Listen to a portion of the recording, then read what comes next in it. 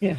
Um, so I was talking to a bunch of people at the beginning of this year. We were talking about kind of a theme for this year because we knew it was going to be a big one for transition, and just everything is up and in this process we're going through. And we were talking about um, having presenters come to that would bring tools, tools to help people navigate these times. And so this is one of the things we had talked about, this I love the idea that the plant kingdom, I think, is really standing ready to help us.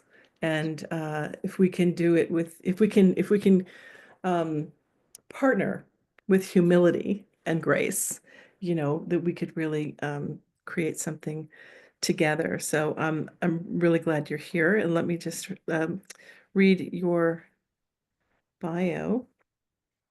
I'll introduce you. Mhm. So thank you for joining us, everyone. I want to introduce Gabriele Hilberg, PhD, um, who is joining us this evening. She's a member of FMBR. I'm sure a lot of you know her, actually, has been a member for a long time. She's a psychotherapist and a psychonaut for over 30 years, with over 40,000 hours working with clients. Educated in both Germany and the United States, she has led workshops globally and spoken at numerous international conferences. Her clinical work as a psychotherapist was significantly influenced by her early psychedelic and psychotherapy training in Europe in the late 1980s. Combined with more recent trainings, it has uprooted her fundamental understanding of traditional psychotherapy processes and led her to focus on the inherent healing potential of the psyche and soul. As she integrates new research findings with profound insights from her work with clients, she is committed to pushing the boundaries of professional dogmas within the field of psychology. Love pushing boundaries, especially of old, of established um, types of therapy that have not necessarily been open to this kind of thing or alternatives anyway. Yes. So yeah, so thank you for joining us. I can't wait to hear what you have to say, and Yes. um, and then we'll have a little discussion afterwards where people Yes. ask questions. So if you have a question, please hold the question until after, and then we can also hear your experiences if you'd like to share. So Mhm. take it away, Gabrielle. Okay. So what do I click on now? Just, There's a little button that says share screen. yes. So I just dive into the presentation. Mhm. Good. Okay. There we go.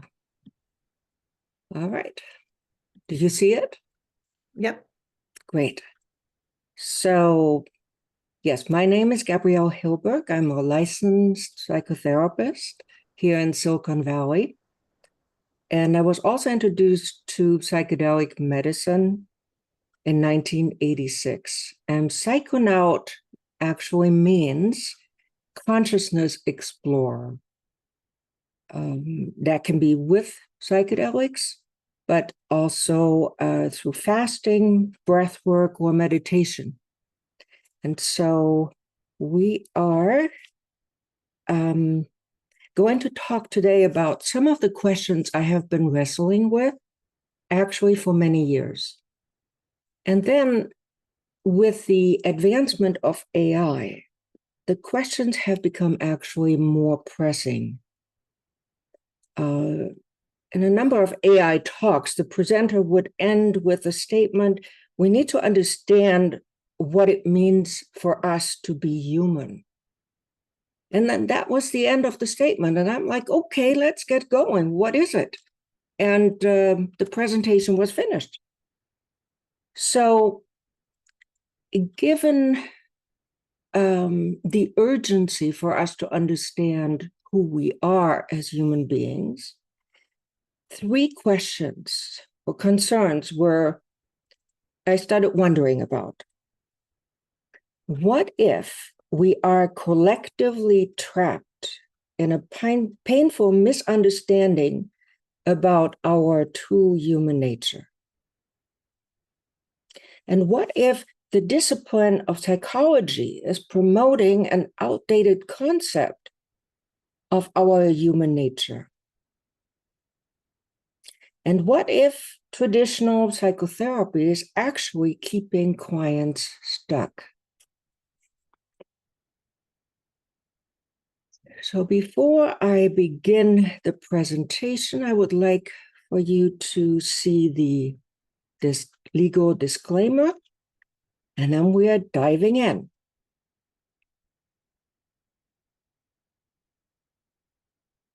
I had just finished my PhD, and 6 weeks later, I attended a 3-day seminar in Menlo Park on intuition. And on Friday evening, a guy from Salt Lake City said he hadn't booked a hotel. Did anyone have a couch he could sleep on for 2 nights? And given I had a comfortable couch, I said, yeah, here, come with me. So as we were talking in the car, he asked me, so what do you know? And I said, oh, I have 3 masters, and I just finished my PhD. I'm teaching in Europe, spoken at international conferences, and I love my work. And he said, well, what do you really know? I thought that question was a little bit annoying because he sounded arrogant, and I didn't know that he was a physician who in Salt Lake was actually guiding psychedelic experiences. So he said, well, have you ever taken any psychedelics? I'm like, oh, no, I'm from Germany. No, we didn't do anything there. And he said, not even pot. I thought, this was kind of getting quite annoying. But the question, what do you really know, stuck with me. And given all my education, I wasn't sure what I really knew. So he said, I asked, well, can you teach me how to use some psychedelics and learn some more? And he said, sure, we can do that. So we arranged for a time. And so I was diving into the psychedelic world without much preparation. Actually, no real introduction or preparation. And back then, not that much was known. So I'm sharing with you in this presentation some of my personal experiences with medicines that profoundly altered my worldview and changed my work as a clinician.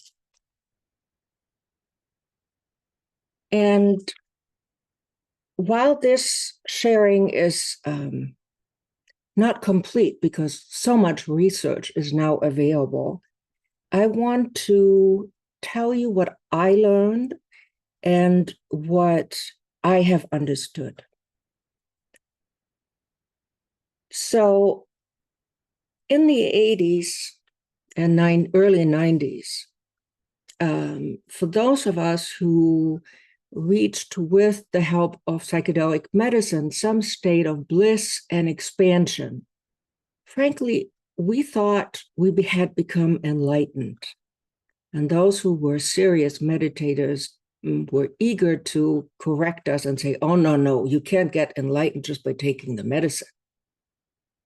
But since then, we have a lot of brain imaging studies that actually have educated us that during a psychedelic journey, there is a decrease in the left amygdala, that is the default program, and an increased blood flow to the prefrontal cortex, which allows for somebody to have new perceptions.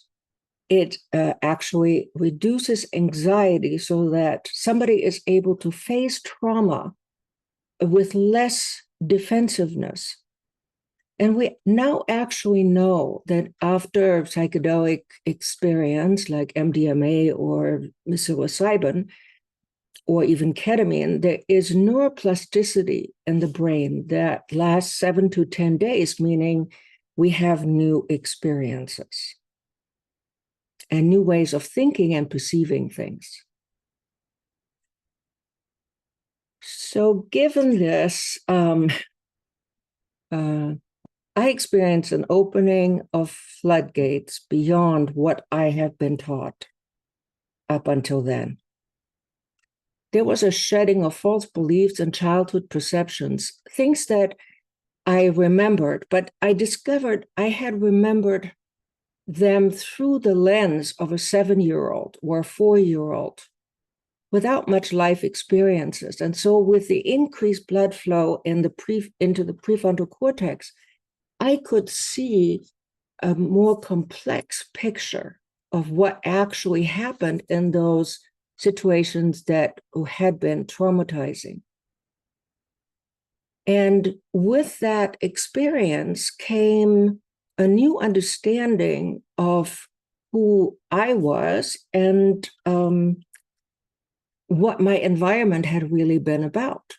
So far, that was pretty similar to the psychological experiences I had in therapy.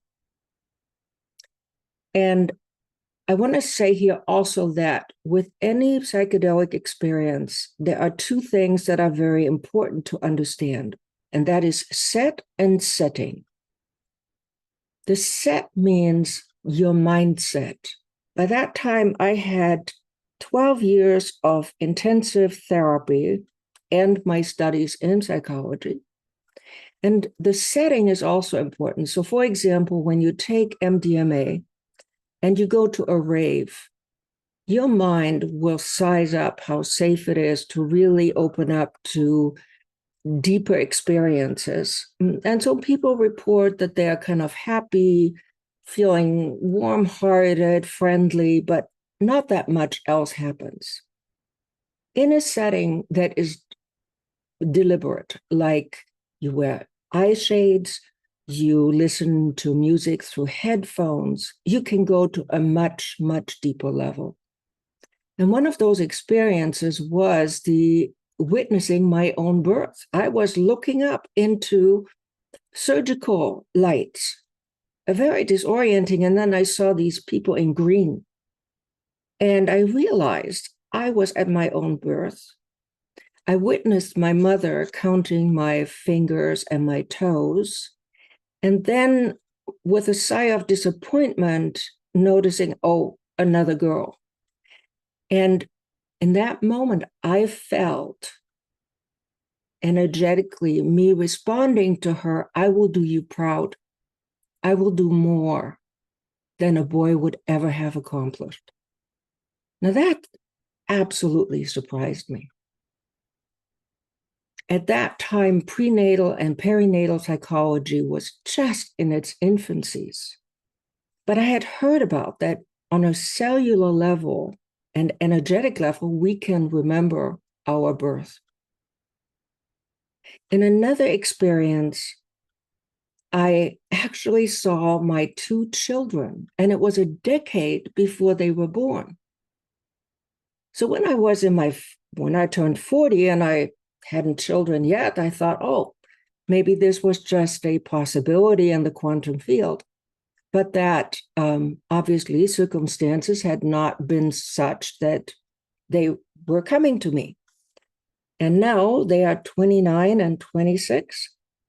And I had an experience where I saw my older daughter in the kitchen with braided hair. And I recognized that is the image I saw in that experience. So you want to think that in this journey work, when you are doing it with a guide in a very safe setting, you become highly introspective and become aware of the images or the sensations or the feelings. So you want to think that psychedelics really enhance the right brain functions, the perceptions of meaning, dissolving boundaries, and expanded consciousness.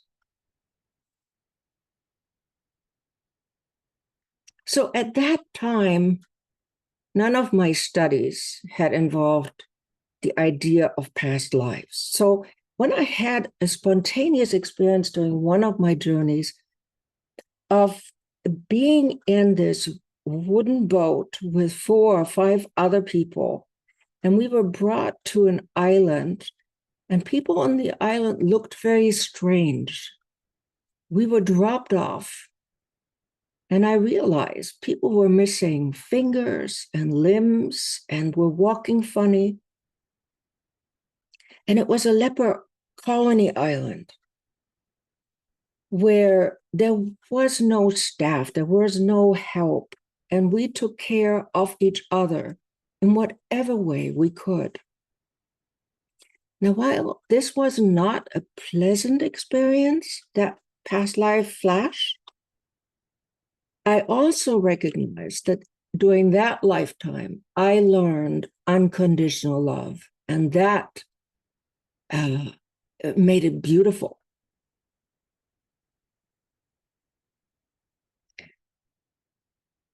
In another experiences, I found myself spontaneously merged with crystals. I was a crystal in a huge crystal cave. And for 5 hours, that was that. I was experiencing clarity, energy, and it had not been part of my consciousness, but even the possibility that I could merge with another life form like a crystal. And I tell you, crystals have not looked the same ever since to me. During another experience, I looked at my own hand, and for a split second, I saw the hand of an ape. And the thumb was positioned in a more vertical angle than our human hand shows. And I realized that in my being, I have contained information that goes back to the origins of humanity. Now, that was just for a split second, but I saw that the nails had never been trimmed, the hand had never been washed. It was full of like dry dirt.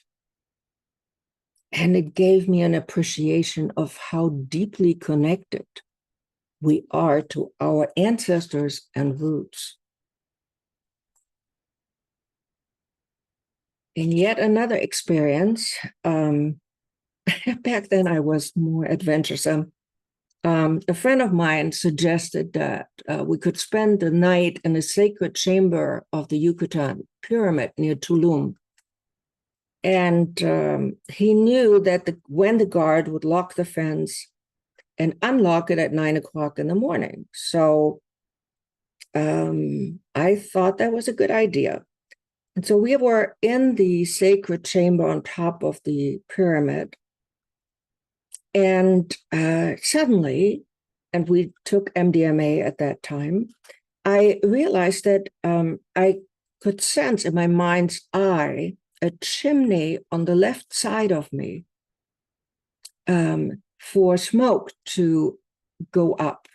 And when I looked, I actually found that opening of a chimney that was blackened.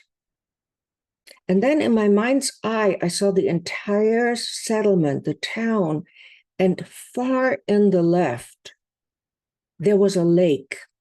And close to that lake was a landing patch. I didn't have language to explain this to myself in words, but I could sense there was a landing patch, and it was where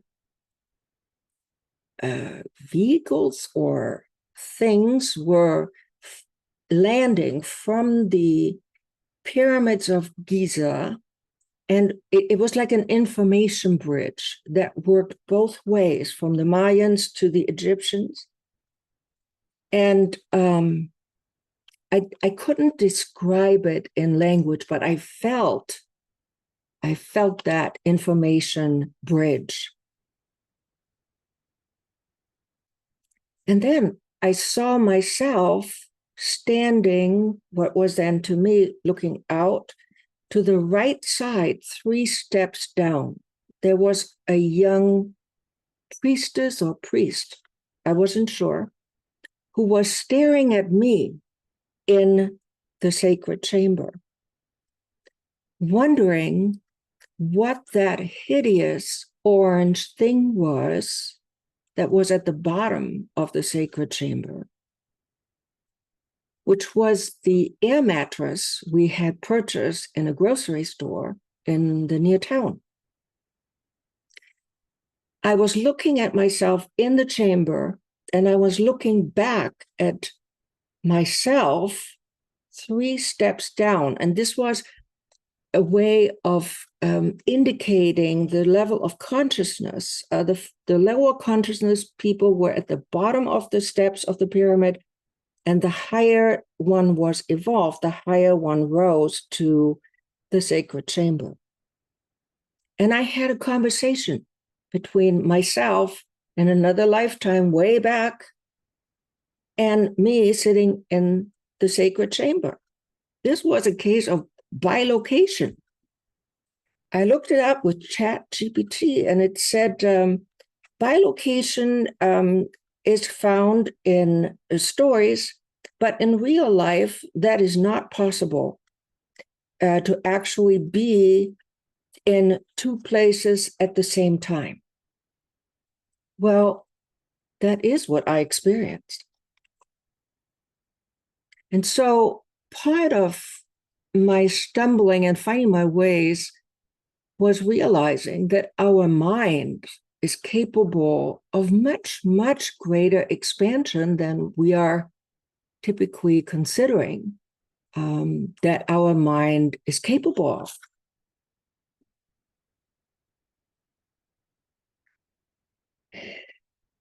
Psychedelics were quite available in the 60s and 70s, and perhaps many of the elders among this group might have experienced your own interesting explorations. Psychedelic experiences enhances in a non-specific way who you are. So that means what you are focusing on, what you know, what is interesting to you, and that is what expands. So here in this slide, you see that Carrie Mullis, who revolutionized molecular biology by making millions of specific DNA segments and quickly and efficiently reproducing them, he talked about having been inspired to try out this revolutionary idea based on his psychedelic experiences. Ralph Abraham reported significant psychedelic insights related to chaos theory between 1970 and 80. And Carlo Rovelli, the prominent theoretical physicist, published his paper on loop quantum gravity in 1994 based on his experiences. As Steve Jobs quite openly talked about that LSD helped him shape his creativity and his approach to business, a message that definitely spread through the tech industry in the 60s and 70s. So the organization MAPS, which stands for Multidisciplinary Association for Psychedelic Studies, was founded in 1986. And they received, since the starting time, $150 million from private donors to advance psychedelic research with the goal of obtaining FDA approval for psychedelic-assisted psychotherapy for PTSD. This money comes from people who received so much from their experiences that they wanted to give back. And this is still happening worldwide. So I was wondering what to do, how to translate my personal experiences into my professional experiences. And I was quite disoriented. You can imagine past life, bilocation, being a crystal. I couldn't talk to anyone really in my professional community. But I was very fortunate to be allowed to join a training program in Switzerland in the late 80s, early 90s, for 4 years. It was twice a year. For a week, I was flying to Switzerland to attend the training. And in Switzerland, the government had given an 8-year permit to study the effects of psychedelics in treatment-resistant therapy situations, either the patient being very disturbed or treatment-resistant depression. So that's how come they had a training program that where I learned how different psychedelic medicines work in the body, how it feels, and also how to use it in a therapeutic context. And so here is where I had a revelation that I checked with the trainer, and he said, yes, this is accurate, that underneath our human pain and suffering, we are actually whole and complete, nothing missing, and we're not broken. So what I observed was that actually a therapist who was on the schizoid spectrum, very withdrawn, very reduced emotional expression, under the influence of LSD, an hour into the journey, I would ask him, so why do you treat your wife this way? He paused and then gave a complete description of his inner workings, what reaction he anticipated from his wife, how he then maneuvered things so that she would dismiss him, and he would look like the bad one, but he gained a lot of freedom by this maneuvering. And to my surprise, he was highly emotionally expressive, easily sharing his inner world, and actually having tears about how much strife and difficulties they have had in their marriage. He was not damaged at all, and he was not schizoid at all. The next day during the integration session, I could see how his old thought patterns were kind of like drifting in like clouds. And he said, well, I don't really know what's happening. And I'm like, okay, according to my notes from yesterday, this is what you said. This is what you understood. You now need to make a choice. What is your truth? What do you know? And do you want to change? So this idea that people are whole, complete, not broken, underneath perhaps even a very complex and thick psychopathological structure was unthinkable. I had learned in my training that if you experience trauma in childhood, you become something like Swiss cheese with holes. That the holes could be plastered over by therapy. You could learn to forgive, to think differently, but basically you were damaged and you were on a low trajectory for life. What this was showing me that no, everyone, now I don't know about schizophrenia because that's more of a perhaps genetic disposition, But with most diagnoses that we have in the present DSM-5, these are thought processes, these are emotional attachments that cover over a basic inner structure that is not compromised by any trauma. For those of you who are not mental health professionals, this might sound like, oh, that's quite possible. This was revolutionary in my mind. So much so, I did not really want to talk about that for 30 years.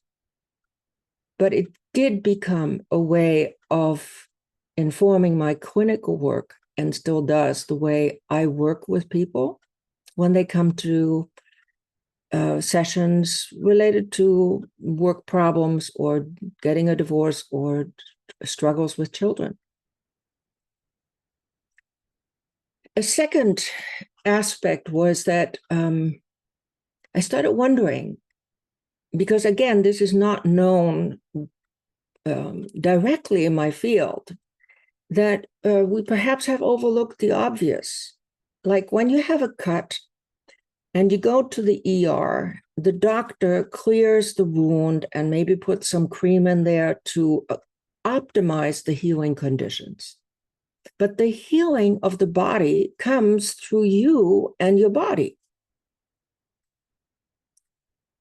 This inherent healing mechanism also applies to the psyche, and this is exactly what we are seeing working with psychedelic medicine.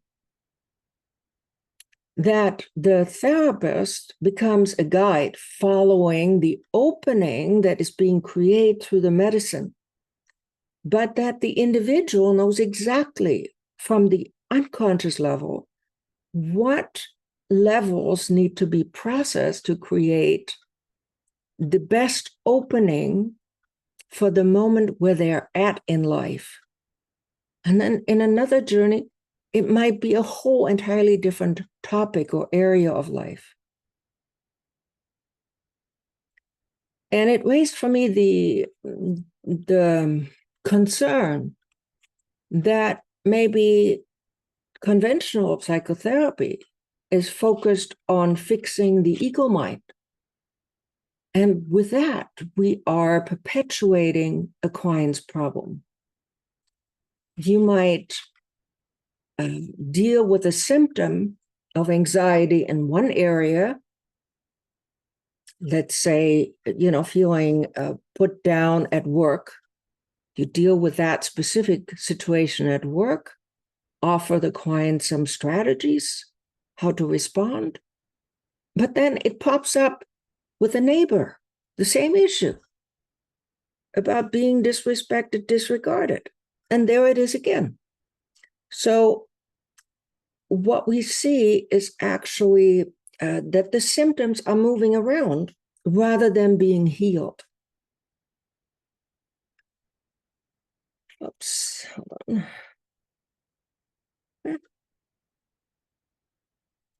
I'm just looking at my slides here. Okay. So I was trained in the basically psychoanalytic model of the mind that consists of three major components: the conscious, preconscious, and unconscious. And each level serves different functions in shaping our thoughts and behaviors. So what happened is that early on, psychoanalysis started focusing on psychopathology. Those were the days when women in Vienna were having a hysteric conversion reaction. They would hear a word related to sexuality and they would faint right there on the spot. And of course, that got a lot of attention. And so inadvertently, the field of psychology became the field of understanding psychopathology, but not human nature. And in German, the word psyche actually means soul. So the translation into English became more like mind, the thinking part, the ego mind. So you see, there was a subtle shifting. And there was Carl Jung talking about the collective conscious and unconscious. Now, that was very difficult to explain to anyone.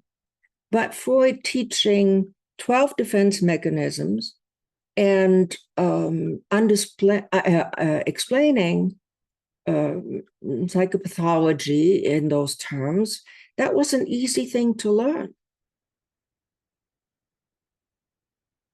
But inadvertently, we drifted off to the side, and psychology became literally about the psyche, the wounded psyche. And then health was defined as the absence of disturbances. But that was it. So Goethe said, one only sees what one looks for, and one only looks for what one knows. So back then, psychopathology was what was known, but with the renaissance of psychedelics starting in the 2010, we have learned so much more about our human nature. So psychedelics is the word Greek for soul, psyche, and delos means reveal, manifest.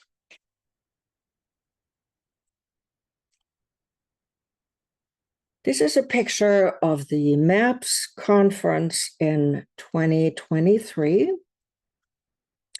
There were 22,000 participants from over 80 countries. 12,000 in person, 10,000 virtual, demonstrating a global interest and engagement with research and therapy using psychedelics. There were 10 stages running parallel, covering science, medicine, policy, business, spirituality, and culture. In 2010 was the first psychedelic conference, which had 1,000 participants. 2017 in Oakland had 3,000. So now we are at 22,000 people. During the COVID time, there were no conferences. So it's a drastic increase in interest.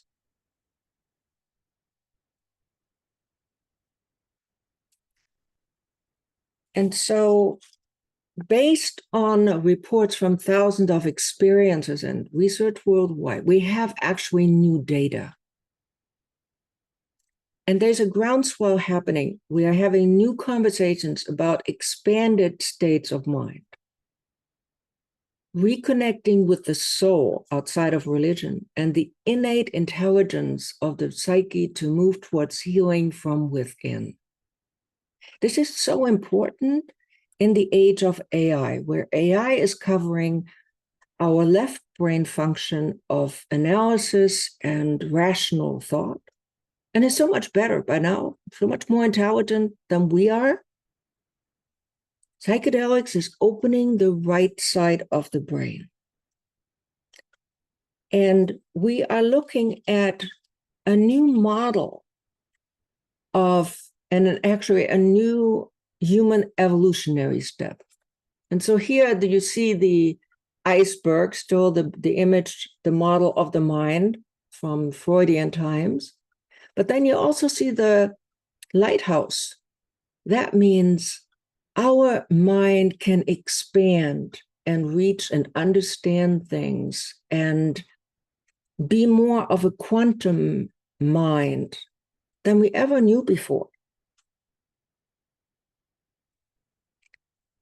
The important aspect is that pathology, psychopathology, is related to disturbances in the left brain, the default program, the ways that we have perceived things. But the right brain is about connection, care, and soulfulness, and meaning, and touching the universal consciousness and bliss, joy is all in the right side of the brain. So when we look at the lighthouse, it represents the complexity of the human mind and the experiences we can have, like energy healing, biofield tuning, quantum healing, Reiki, all right side of the brain. Now, as you know, I'm not proposing that everyone should have psychedelic experiences, but this is the time where so many of us have had those experiences that it can inform the field of psychology and society. When we are wrestling with that question, what makes us human? What is our value compared to what AI can achieve on the computation side? So we want to learn from what we have experienced in those psychedelic states and go, if the brain can do this, it's possible for us to reach it when we just start looking for it.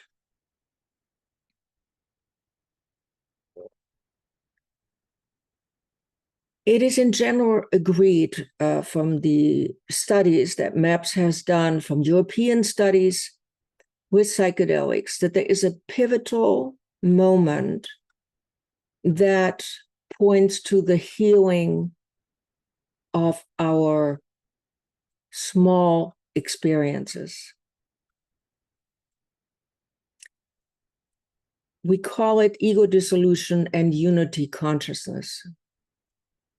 When you experience the loss of ego, that means you lose the consciousness of your name, your gender, my age, and my story, and merging with a larger consciousness field.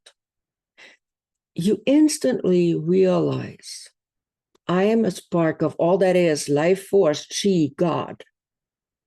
And with that comes a spontaneous experience of inner peace, self-compassion, acceptance, and a sense of being home.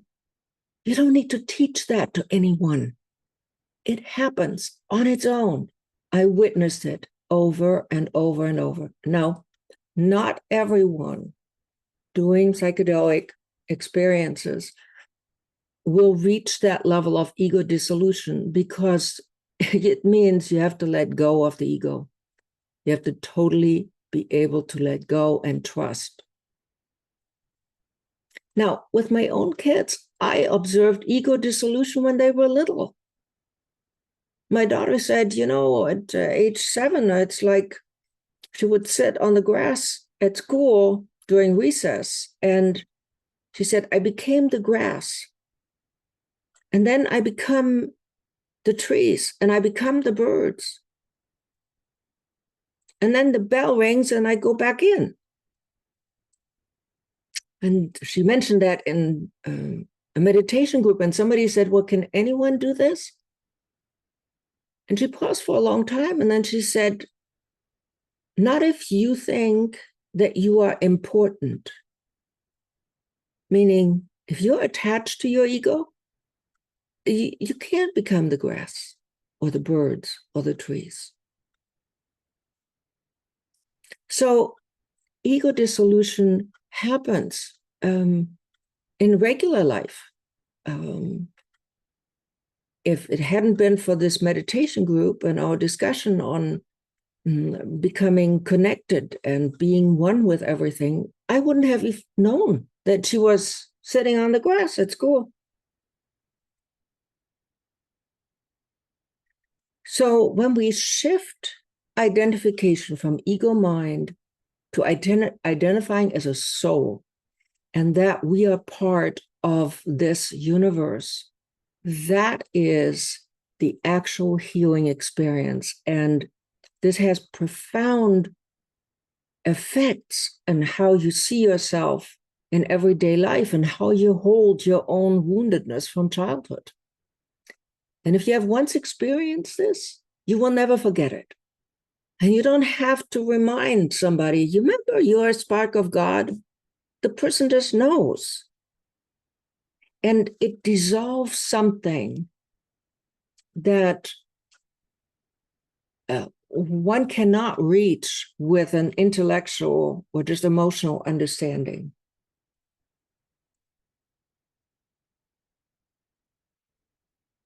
It's like this. When I was a child, I started out, I had a German passport. Then I had a European passport. And now I think of myself as a planetary citizen, but really I see myself as part of spirit, part of everything that is. And I know myself to be eternal from the beginning of time to the end of time.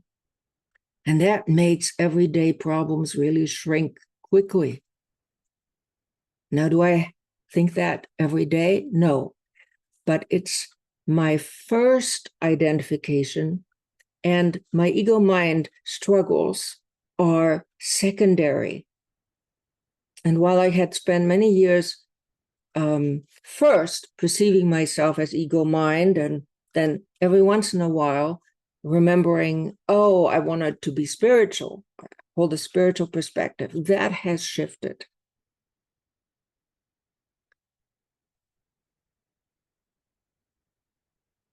So to acknowledge the soul terrifies the ego because it does require the ego dissolution. And like I said before, it's like psychedelics itself means soul revealing. And what it tells us is that it is possible to end the trance, to end the state of being unaware, slumbering. Now, when I saw that people spontaneously could experience their own innate goodness,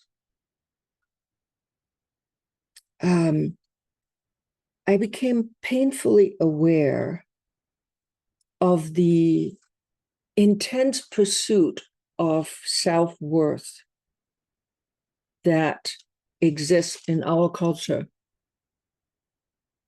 When I researched that, I found that the existence of the term unworthy is existing in 86 languages, which suggests that perhaps it's humanity's most painful misperception regarding our intrinsic human nature, which has been exploited in the worst possible ways throughout human history.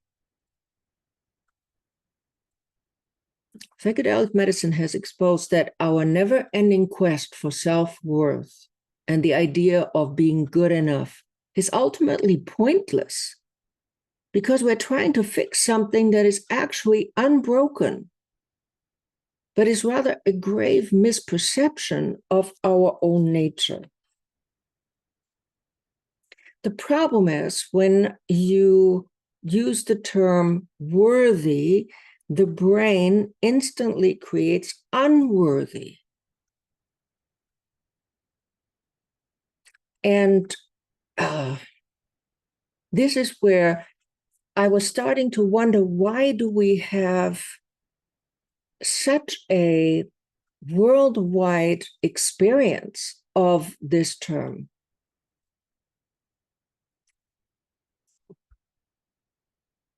Tara Brach said, though we are rarely conscious of it, we continually evaluate ourselves and we are convinced that something is wrong with us.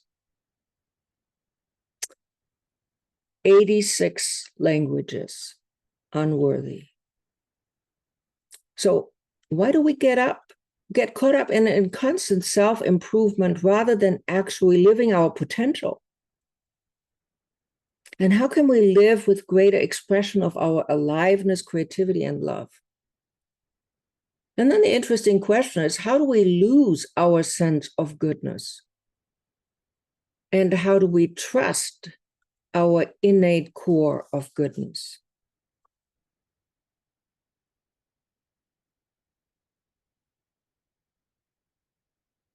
So this global mindset of inadequacy and worthiness, where does it come from?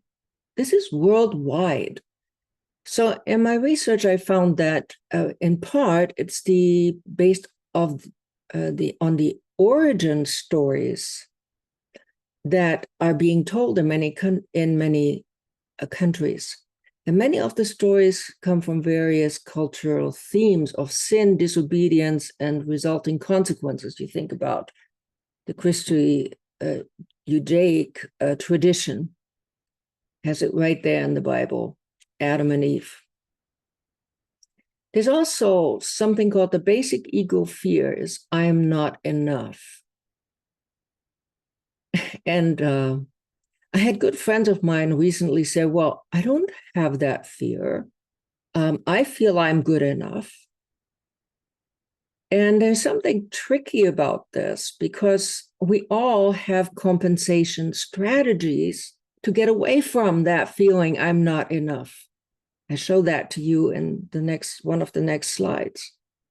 And the thing is, the compensation strategies, how we elevate ourselves, how we affirm I am strong, I'm successful, I'm good, they don't work at 3 a.m. when you find your life in chaos. They go right out of the window. There's also the phenomena of comparison as a psychological mechanism by which we perceive our inadequacies. You might have noticed that when you compare yourself to somebody else, it's always that you already know you get the lower end of the stick. There are very few people who compare themselves when they already feel on top of things and better than others. Then there's our conditioning, the negativity bias, and that means that negative experiences we think way more than positive ones. This sense of inadequacy and unworthiness also gets triggered by existential concerns about meaning, purpose, morality that make us feel vulnerable and inadequate. But then there's a real sucker, and that is that feeling inadequate, not good enough, is a very common protective childhood mechanism. Let's say you are in a somewhat abusive situation in childhood. As a young child, it is helpful to believe I am bad and my parent is good, because that maintains my sense of security.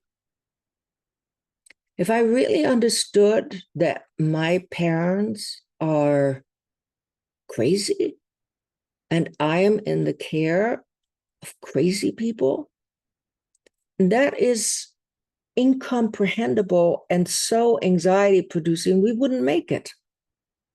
So unconsciously, the idea I am bad, I'm inadequate, unworthy, becomes a central core belief. And what we find is that when people are processing trauma, some people, unfortunately, cling to this core belief. They don't want to let go of it because they say, well, I don't know who else I am. It's bad. It feels so painful to think I'm bad. But that's all I know.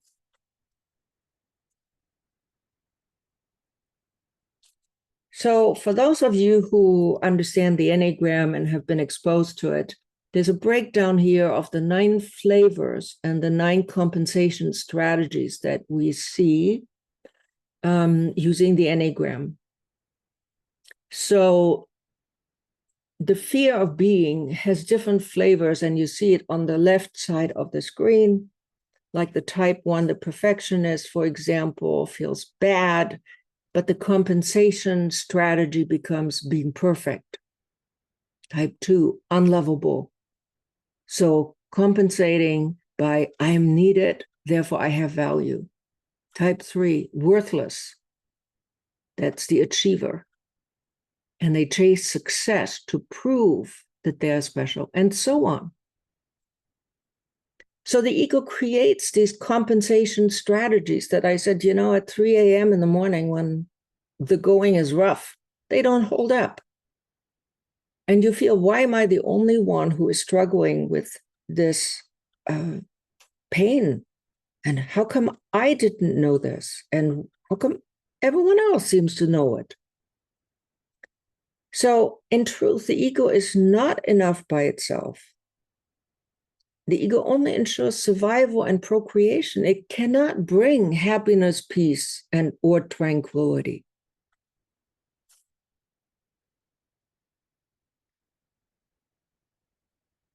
So I have this poster hanging in my office, and those of you who know me and have been here can see it, that the basic ego fear, I'm not enough, arises because of loss of connection to one's essence and soul, our true nature. That's the fear. Like a coat, the personality and our personal story covers the brilliance of our essence, soul, our true self. Even the most traumatic events cannot damage or destroy our essence. Your essence soul is waiting for you to uncover your true beauty, love, and trust in life. Reclaiming your birthright to experience your true nature, it's your birthright to become deeply relaxed and at ease in life. And when you look at it, it's like my personality is indeed limited, but it's not who I am or what I am.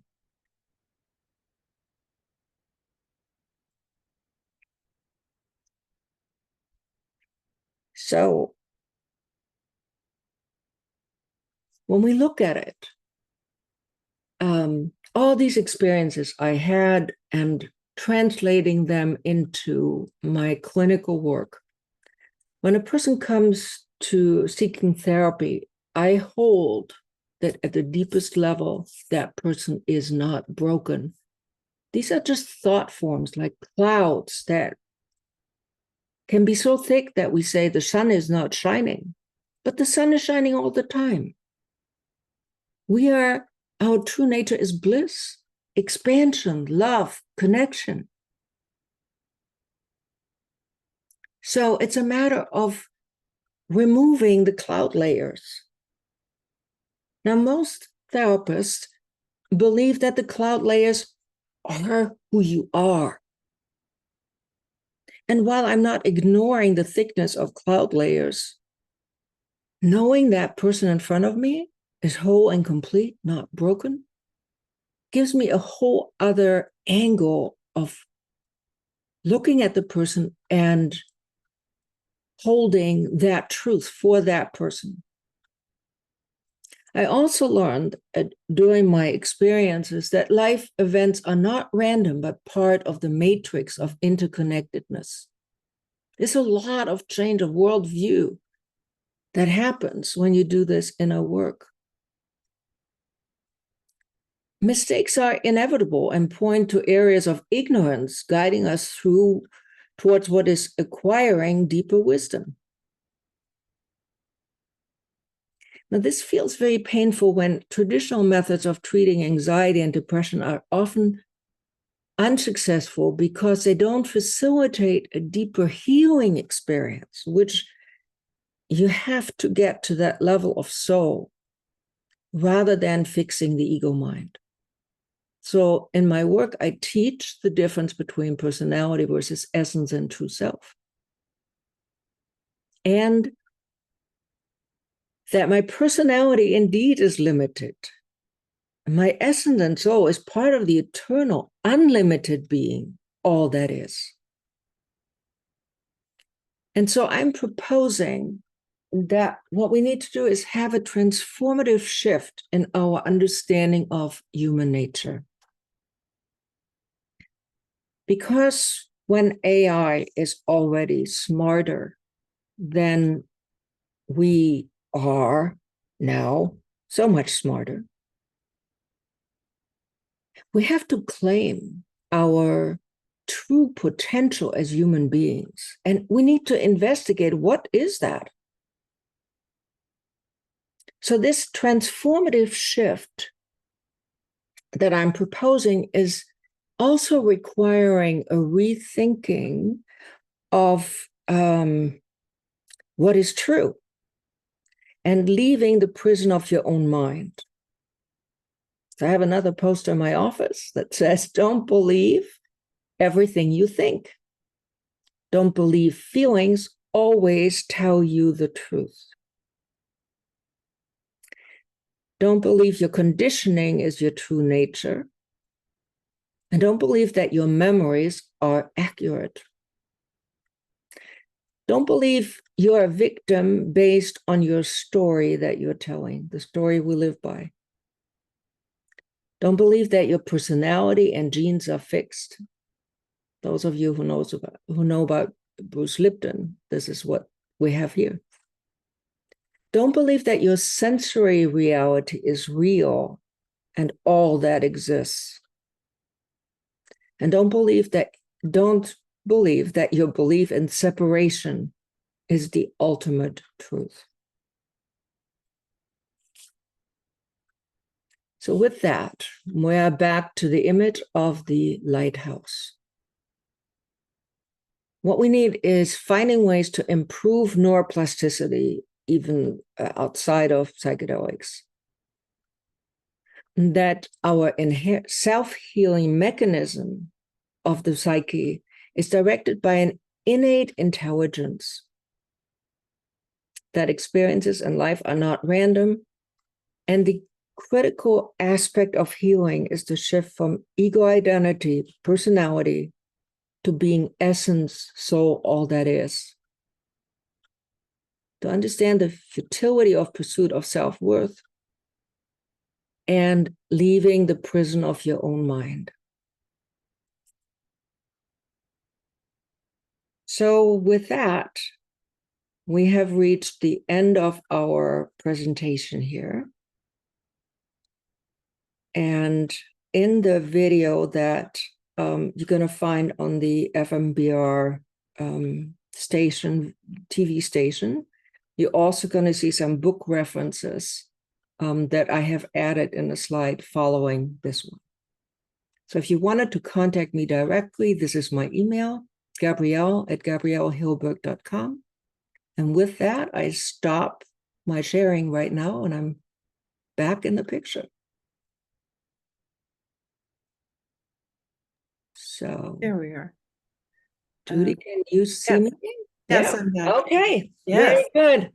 Thank you for that. Oh my gosh, that was just wonderful. I love those insights, and really that's what we're about, I think, right? As a individually and as a collective, it seems to be that this time in human evolution is to come to that awareness, right? That to leave that belief in the idea of separation, and that we are a unity consciousness, right? That Yes. we have access to that. And I think, so much is going to be available to us for, for able to create a positive future.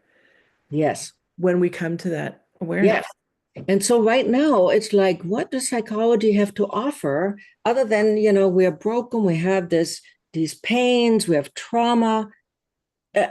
What are you going to say to somebody who is losing the job and going, just get in touch with your human nature? We've got to be able to offer something different that is inspiring.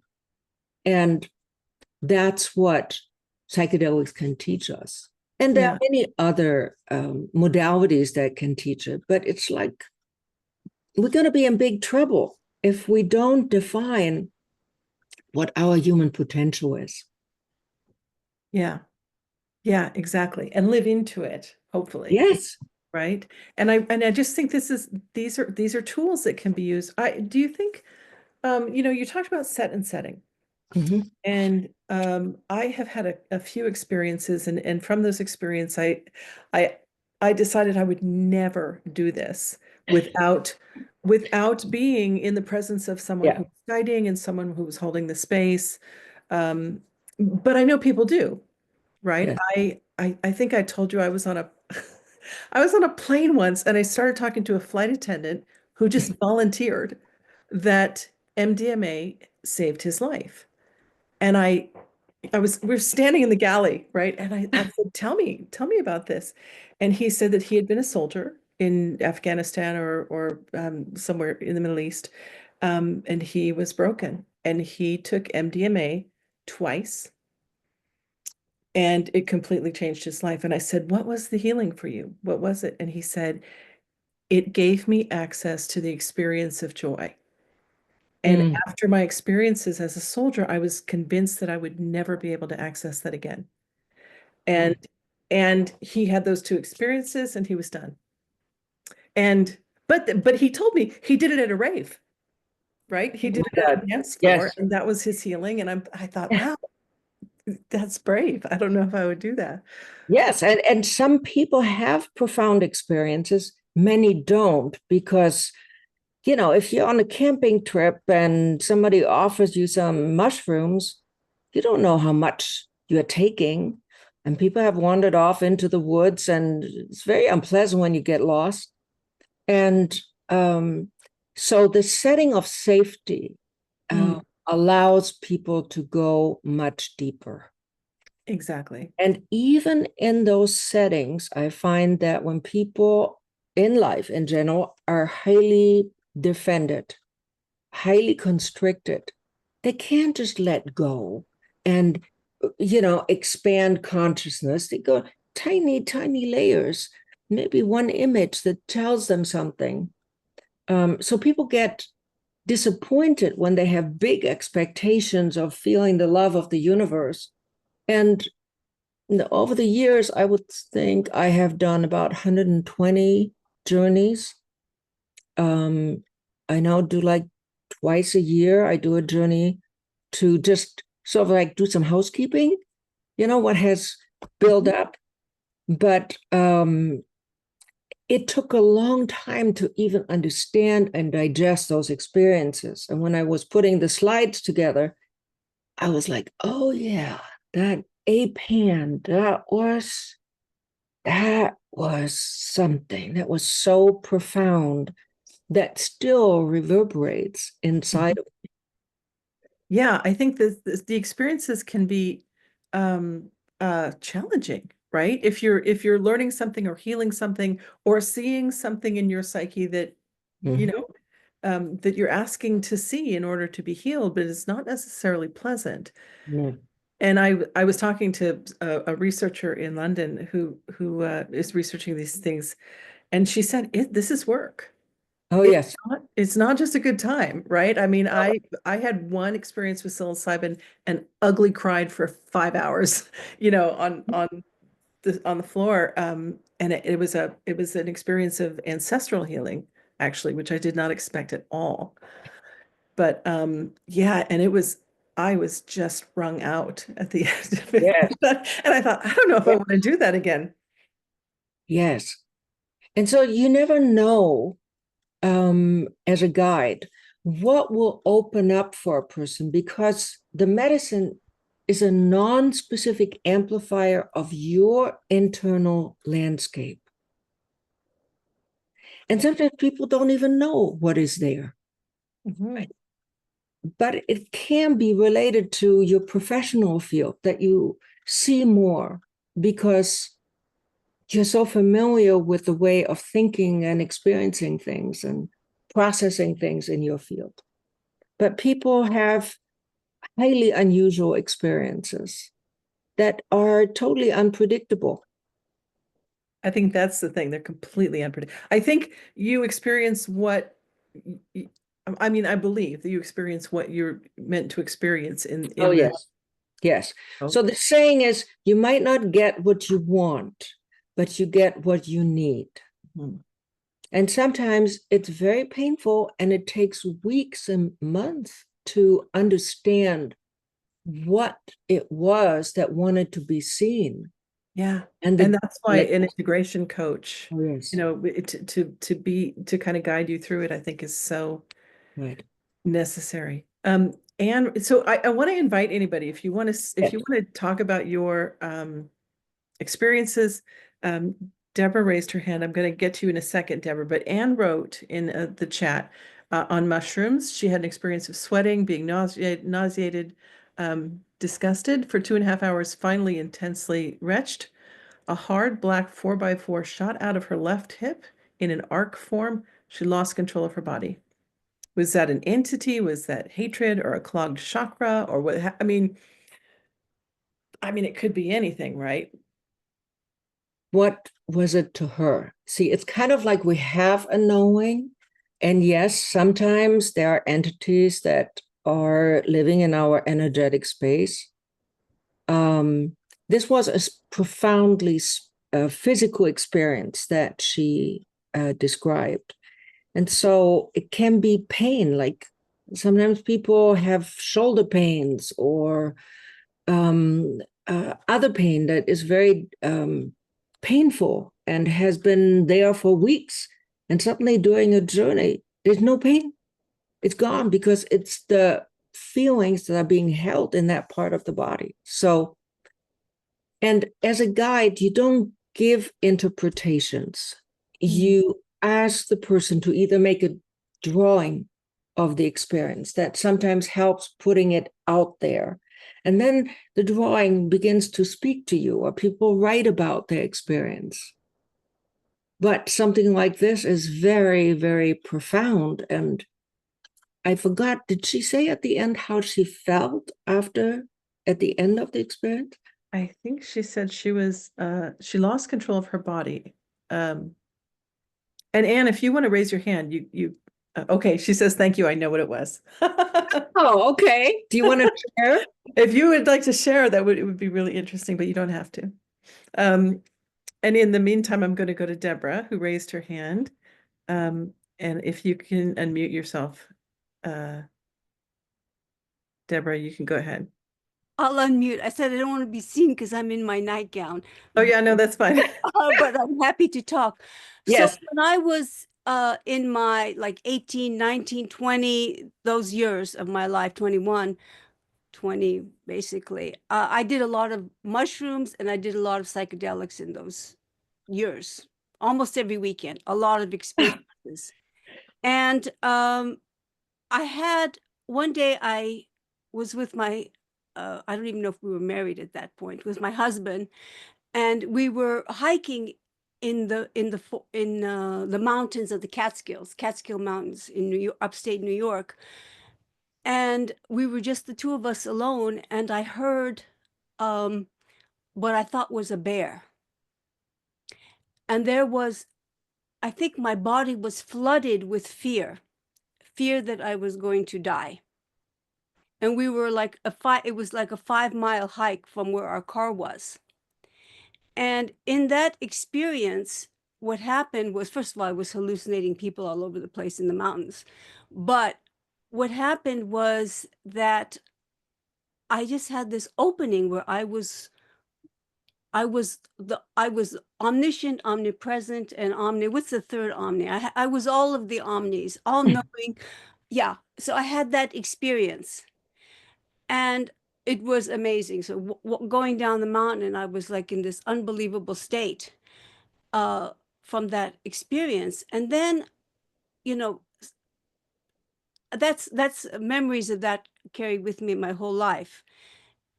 But then I wanted to recreate that experience. So I would take the substances again. Mushrooms are like, or psychedelics, and I was not getting the experience. And Right. then I realized that what it was grace. what I was given was an incredible gift of grace. And so I understood that I could not just use the substance as a tool Right. to get that same experience. I could not substitute it for my spiritual growth. And so like I became a lifelong meditator. And then about, I don't know, 15, 20 years ago, I'm now in my late 60s, I was given the gift of realizing my Atman, which is my indwelling God. And that has been my life partner and has guided me in my life. And I've been given a lot of gifts, but that Mhm. the most profound gift. So that was my experience. Thank you for listening. Yes. Wow, wonderful. Thank you, Deborah. I love that it led you in, it led you in the direction of expanded awareness and spiritual growth. I mean, that's what it's about, right?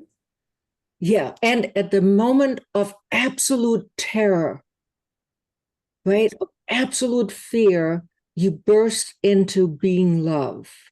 Yes, absolutely. Yes. Right. And So no, you can't replicate it. You can't Yeah. go, okay, let me imagine the bear, and then I gonna feel this lovely feeling again. And it's not the medicine. The medicine is non-specific. Yeah. In every life situation, it brings up different material. It was the gift of my life that set me on the road to my spiritual path. Yeah. For Yeah. sure. Would you call that, Gabrielle, would you call that the sort of a moment of ego dissolution? Yes. Oh, yes. It's like right there. At the height of the ego fear, I'm gonna die. Yes. Right? The ego died, and you moved into that expansion. Yes, that's Yeah. exactly what that is. Very healing. Wonderful. Thank you, Deborah. Okay. Brandy says she's microdosed psilocybin with nice effects and feeling less sad and anxious. Would really like to have a psychedelic experience, but don't know what the best medicine would be. How does one choose? Psilocybin, MDMA, acid. And she says, thank you for the lecture. How do you go about recommending to your patients or your clients? Okay, so first of all, Oregon has legalized the supervised psilocybin therapy sessions. So you can go to Oregon, there are clinics, and there are psilocybin facilitators. There's psilocybin facilitated training, and you can book a session. You can be there for a week and use psilocybin multiple times for further opening. Also, we have since 2019, Denver became the first US city that was decriminalizing psilocybin. That means that if you have a personal dose on you or you are taking it personally, not for sale, not in public, you will not be thrown into jail. And that is also true now since 2021 for Oakland, Santa Cruz, San Francisco, Washington, D.C., Somerville, Massachusetts, Cambridge, Northampton, Minneapolis, Seattle, and Detroit. In the Netherlands and Portugal, they also have a long-standing history of tolerating psychedelic substances and have established frameworks for their therapeutic use. Portugal, of all countries. And there's a lot in Switzerland and in Germany where it's explored in clinical trials. So you can actually Google or ask around for anyone who knows places where you can go. There are retreats in the Santa Cruz Mountain that offer psilocybin and maybe some other things I can't say. but there are weekend retreats that allow for these experiences. And they have trained guides and ongoing guidance work. Yeah. Excellent. There's a question about ibogaine. Is it ibogaine, right? Ibogaine. That's from Africa for severe addictions. And it works for a 24-hour period, so it's very guide intensive.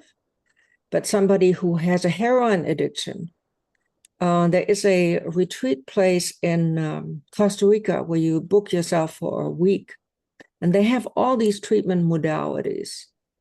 And 2 doses of ibogaine can, or even 1, can free you from heroin addiction.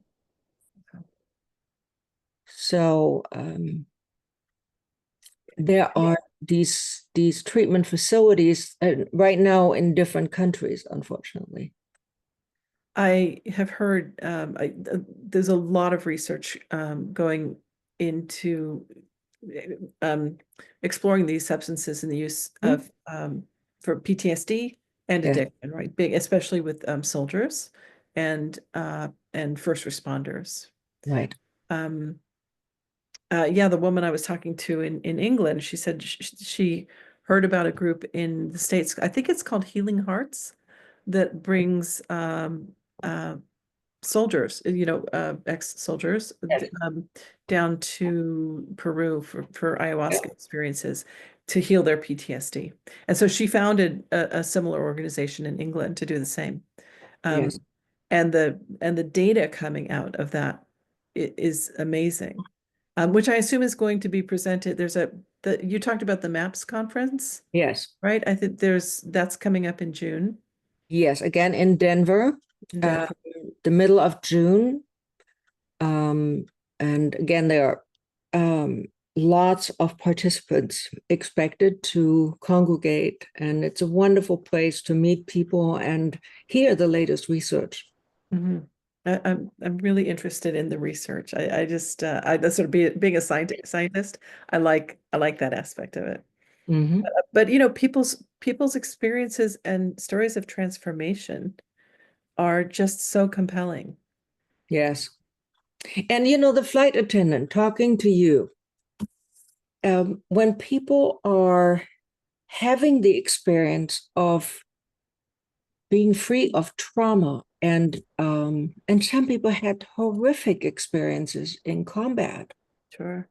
That we can heal from it. This is like, it's great how much there is available in terms of trauma work right now. And then there is, Gabor Mate, who would lead ayahuasca experiences in Mexico. And internationally, people would come to Mexico to his retreats. And he speaks about it openly on YouTube. There's a whole segment on it where he organized a retreat. And then the first day, the shaman came out of the hut and said to him that he could not participate in the ceremony, and he could not sit with people during meals because his energy was too toxic and dark. He was dumbfounded, and but then his assistant, co-leader, led the workshop, and it was awkward because people had come to be with him to do the integration work.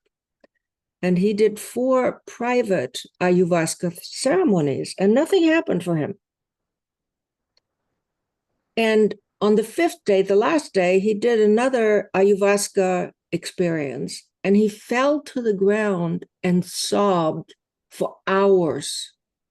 And the shaman said, Gabor is talking to God. And he realized, he talks about it, that he had the totally unconscious belief that his trauma from Nazi times, and it was just too deep that nobody could actually help him and heal him. And Prozac had worked for a little bit, but then it stopped working. So he didn't even know he had the belief. And that kind of belief can put a lid on any psychedelic medicine working for you. Mm. But at the same time, the psychedelics can heal that, but like in his experience, right? He's stuck with it. Yes. Can heal that belief, can crack that belief open. Somehow it did. And it could be that he thought it was the last day, so he was less defended, just going, nothing is going to work. And his inner guardian went way down. So that's where it suddenly opened up. He was totally, totally surprised. Mm-hmm. I love that. Fran mentioned here RSO oil. Do you know of it? Is a wonderful medicine that you can make from cannabis or purchase ready-made. I've not heard that. No, I'm not familiar with it. No. Yeah. I don't think so. Nobody else is volunteering their experiences. Nicole wants to know if you offer the space to do this. If not, is there a place that offers this kind of space where you take the medicine? Yes, I know of Yes. spaces in the Santa Cruz Mountains retreat places that are offering it. And if you send me a request to my email, Gabriele@GabrieleHilberg.com, I can respond to that request and connect you. Okay. Fran wants to know, does the research on taking the medicine include somatic movement, chanting, toning, and or sound healing? No. Fran says she'd like to share an experience. So Fran, I'm going to find you here and I'm going to ask you to unmute.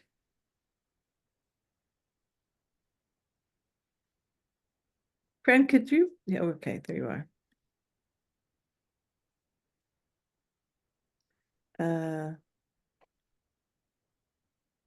Okay, so just unmute yourself, Fran. Go ahead. Okay, can you hear me? Yeah. Yes. I think that it was 1969. I was in Chicago with a group of artists that were making a film. And the man that said that he had a script, I found out that he did not have anything written in the script, but somehow he and all of his friends that all worked for like Needham, Harper and Steers, a big advertising agency in San Francisco, were having this grand adventure in their imagination of creating this film, and they had this big party at a penthouse, and they had some psilocybin. And I was always interested in being funny, and probably one of my favorite shows was uh, George Burns and Gracie Allen.